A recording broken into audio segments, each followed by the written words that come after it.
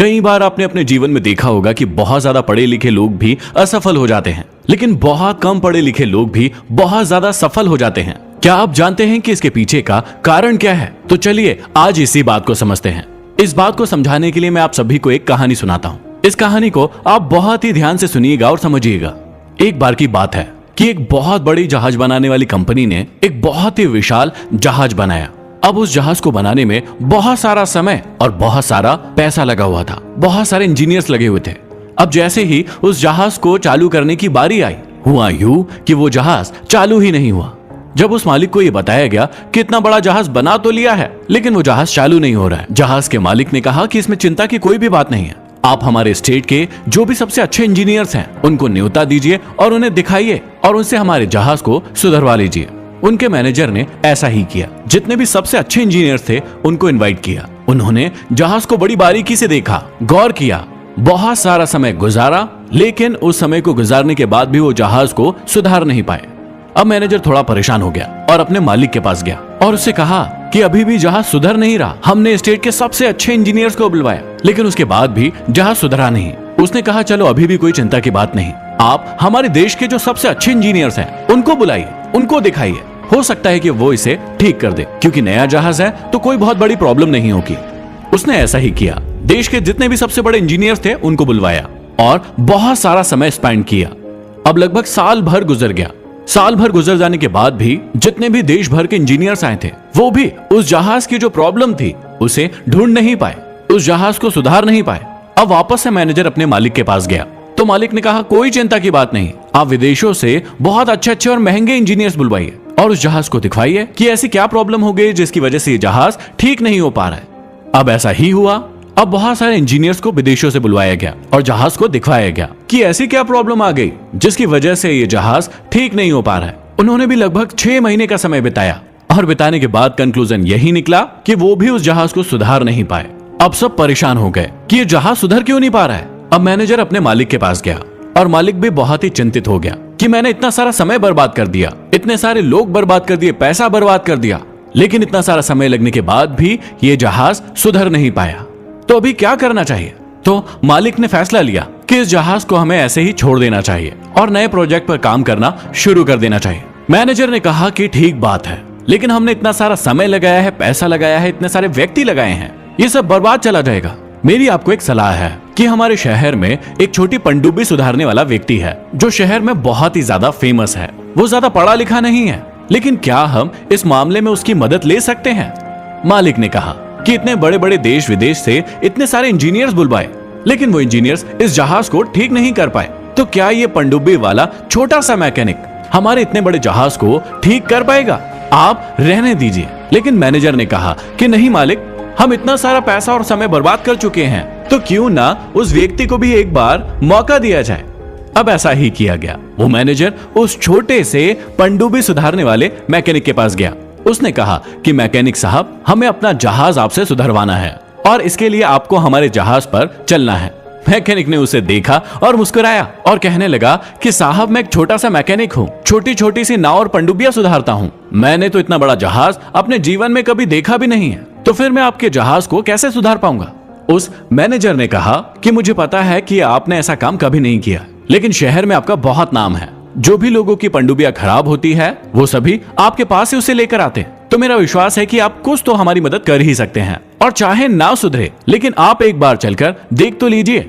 Mechanic उस manager की बात मान गया और जहाज पर चलने के लिए तैयार हो गया। जब वो जहाज पर गया तो वो आश्चर्यचकित रह गया, क्योंकि उसने अपने जीवन में इतना बड़ा जहाज कभी भी नहीं देखा था। सबसे पहले वो मैकेनिक उस जहाज पर चढ़ा और उसने 2-3 घंटे लगाकर जहाज का एक एक पार्ट घूमा, एक एक जगह पर घूमा, एक एक मशीन को देखा। अब मालिक और मैनेजर दोनों वहीं पर खड़े हुए थे। वो दोनों देख रहे थे कि ये छोटा सा मैकेनिक कितना आश्चर्यचकित हो रहा है इतने बड़े जहाज को देखकर। वो मुस्कुरा भी रहे थे और सोच में भी पड़े हुए थे कि इतना छोटा सा मैकेनिक क्या कर लेगा। लगभग 5-6 घंटे तक वो मैकेनिक उस जहाज पर घूमता रहा। अब उसके बाद एक समय ऐसा आया कि वो एक जगह पर जाकर रुक गया और बार बार वहां पर देखने लगा, बार बार सोचने लगा, समझने लगा और वहीं पर खड़ा रहा। अब बाकी सारे लोग उसे बड़े ध्यान से देखने लगे कि मैकेनिक एक ही जगह पर खड़ा क्यों हो गया और यहाँ पर खड़ा होकर क्या सोच रहा है। वो मैकेनिक थोड़ी देर वहां पर खड़ा रहा और सोचता रहा। थोड़ी देर के बाद उसने अपने झोले से एक हथौड़ी निकाली और उस हथौड़ी से एक जगह पर 3 बार जोर जोर से हथौड़ी से मारा और उसके बाद वो उस मैनेजर के पास गया और मैनेजर से कहा कि अब इस जहाज को चालू करके देख लीजिए। मैनेजर का दिमाग खराब हो गया, मालिक का भी दिमाग खराब हो गया कि इसने तो सिर्फ 3 हथौड़ी मारी और कुछ नहीं किया और कह रहा है कि अब जहाज को चालू करके देख लीजिए। मैनेजर ने ऐसा ही किया। मैनेजर जब जहाज चालू करने गया तो वाकई में जहाज चालू हो गया। सारे लोग आश्चर्यचकित हो गए, परेशान हो गए, दिमाग लगाने लगे कि इसने ऐसा क्या किया कि इतने कम समय में इस जहाज को चालू कर दिया। सभी लोग बहुत ही खुश हो गए और बहुत ही उत्साहित हो गए। मिठाइयां बंटने लगी क्योंकि इतने समय के बाद उनका जहाज सक्सेसफुली चालू हो गया था।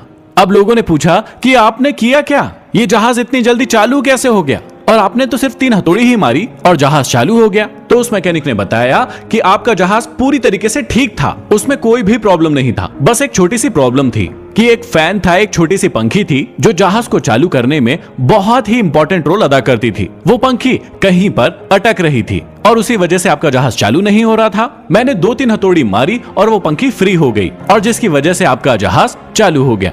अब सभी लोग खुश हो गए और वो मैकेनिक अपनी दुकान पर वापस चला गया। मालिक ने उस मैनेजर को कहा कि अरे जाइए उस नाव वाले से उसकी तनख्वाह, उसकी फीस जो भी होगी वो पूछ के तो आइए कि उसका कितना पैसा बना। जब मैनेजर उसके पास आया तो उस मैकेनिक ने उसके हाथ में एक बिल दिया। बिल देखकर मैनेजर मुस्कुराया और अपने मालिक के पास ले जाकर उस बिल को रख दिया। जब मालिक ने उस बिल को देखा तो मालिक का दिमाग खराब हो गया। उसने मैनेजर से कहा, यह भी कोई बिल है? इतना बड़ा बिल किस चीज का? उसने तो सिर्फ 3 हथौड़ी मारी है और 1 लाख रुपए का बिल बना दिया। मालिक ने मैनेजर से कहा कि हम उसे बिल्कुल 1 लाख रुपए देंगे, इसमें कोई बड़ी बात नहीं है, हमें उसे देना ही है, लेकिन आप उसके पास जाइए और उससे लिखवा कर लाइए कि ये बिल किस चीज का है। उसने ऐसा क्या किया कि उसने 1 लाख रुपए का बिल हमें बनाकर दिया है।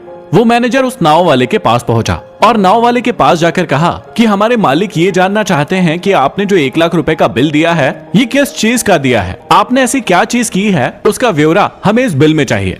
उस नाव वाले ने एक और बिल बनाया और इस बिल को देखकर तो मैनेजर के चेहरे पर मुस्कुराहट ही आ गई। वो मैनेजर उस बिल को लेकर अपने मालिक के पास गया और कहा कि इस बिल में ब्यौरा लिख दिया गया है, आप इसे पढ़िए। अब मालिक ने भी इस बिल को ध्यान से पढ़ा और मालिक के चेहरे पर भी मुस्कुराहट आ गई और उसने अपने मैनेजर को कहा कि ये लो 1 लाख रुपए और उस व्यक्ति को दे कर आओ और उससे वहां से उठाओ और हमारी कंपनी में ज्वाइनिंग दे दो, क्योंकि अब वो यहीं काम करेगा। अब आप लोगों के मन में भी एक प्रश्न आ रहा होगा कि उस बिल में ऐसा लिखा क्या था कि उस व्यक्ति को 1 लाख रुपए मिल गए और उसे उसकी कंपनी में ज्वाइनिंग भी दे दी गई। अब ध्यान से सुनिएगा, उस बिल में लिखा था कि 20 रुपए हथौड़ी मारने के। ध्यान से सुनिएगा, हथौड़ी मारने के 20 रुपए और हथौड़ी कहां पर मारना है इस बात के 99,980 रुपए। हथौड़ी कोई भी मार सकता था, उस बात के 20 रुपए लिए गए, लेकिन किसी को नहीं पता था कि यह हथौड़ी मारना कहां है और उसी बात के 99,980 रुपए लिए गए। तो ध्यान रखिएगा कि आपके जीवन में सबसे महत्वपूर्ण चीज है एक्सपीरियंस। यदि आपके पास डिग्रियां बहुत सारी है लेकिन एक्सपीरियंस नहीं है तो उन डिग्रियों का, उस पढ़ाई का कोई भी मतलब नहीं है। लेकिन यदि आपके पास डिग्रियां नहीं है लेकिन आपके पास एक बहुत अच्छा एक्सपीरियंस है, आप बहुत समय से उस फील्ड में काम कर रहे हैं, तो वाकई में आपकी जिंदगी आप संवार सकते हैं।